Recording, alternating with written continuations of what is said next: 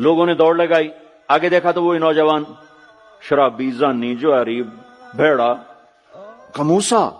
یہ تو وہ ہے جس کو ہم نے شہر سے نکال دیا تھا،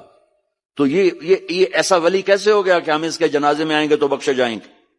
تو موسیٰ علیہ السلام نے اللہ سے پوچھا، یا اللہ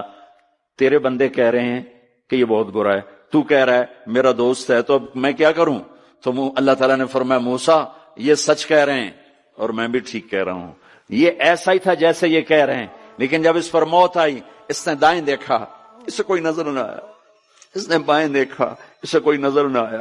اس نے پھر میری طرف دیکھا. تو موسیٰ میری غیرت نے گوارا نہ کیا کہ جس کو سب چھوڑ جائیں اور وہ بے بسی میں مجھے پکارے اور میں اس کی پکار پہ لبیک نہ کہوں.